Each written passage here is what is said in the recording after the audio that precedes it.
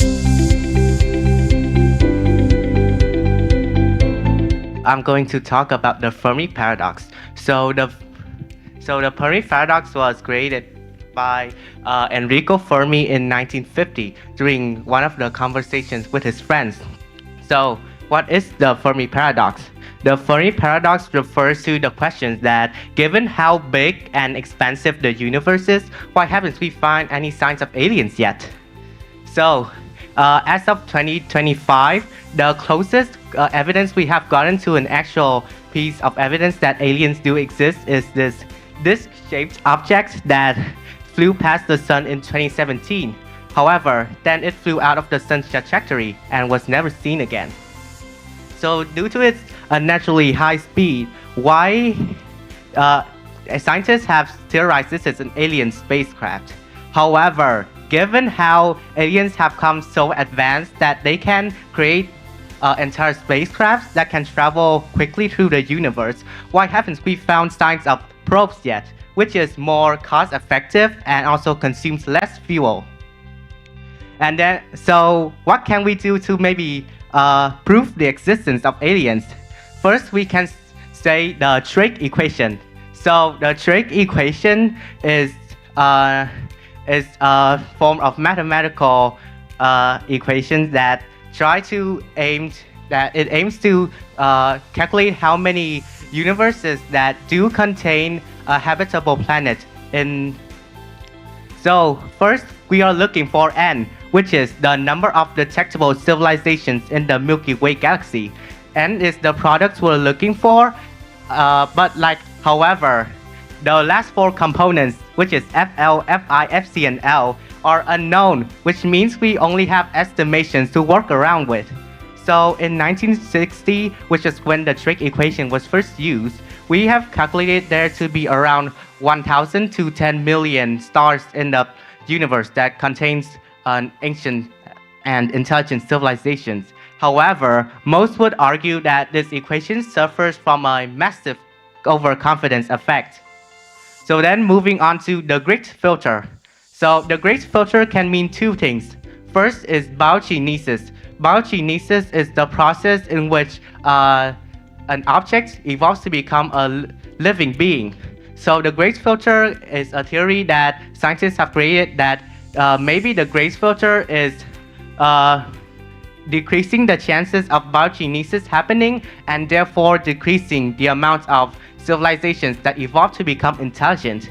The second thing is that maybe every 1,000 years or million years or so, natural phenomenon happens that wipe out all of life on a certain planet to kind of filter out old animals and make ways for new organisms. Like we can pinpoint, for example, the Cretaceous Paleogene extinction, which was when the dinosaurs got wiped out, and also the Great Dying, maybe COVID too. Ooh. Then we have interstellar scale artifacts. So this was created by Dyson, where he proposed the idea of the Dyson sphere, because in each civilization development, especially as humans, we seem to consume more and more energy with how it goes on. So what if we can use the Dyson sphere to maybe harness energy from the sun itself? So we can look here at the star KIC 84622-852, or the Tabby star, because due to its naturally pattern of changing light and changing its level of brightness, there's a theory that maybe the Tabby star is a great example of the Dyson sphere. So this theory could very much be true. So there are some other hypothetical explanations for this. First is destruction. So this ties into the Great filter from earlier, but we can also pinpoint that maybe intelligent life has a tendency to destroy each other or destroy themselves, which is evidently seen in humans ourselves. So second is resources. So what if it's possible that we have been too impatient and the other civilizations simply do not have the technology available to travel to us yet? This theory is slightly flawed given how the concept of the Fermi paradox itself is that we have existed the universe has existed for millions of years. Of course, there's other civilizations that are smarter than us. So this theory, the resources explanation also falls apart at the mention that since like in our technology right now, we still are very capable of space traveling, where we can explore the whole entire universe in 5 to 50 million years or so, which is a very short time considering the universe geological scale. So then we have the third explanations. Maybe the problem lies in us itself. There's a theory, or not really a theory, but it's a theory nonetheless.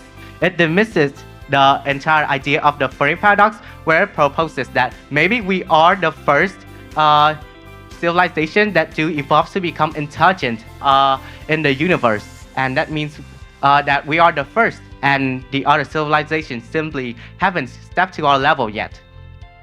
So what can we learn from this? We can learn that humans still have a long way to develop our technology, because it's simply not advanced yet for us to actually explore and communicate with other aliens and extraterrestrial life forms. So thank you for listening. That's the end of my presentation.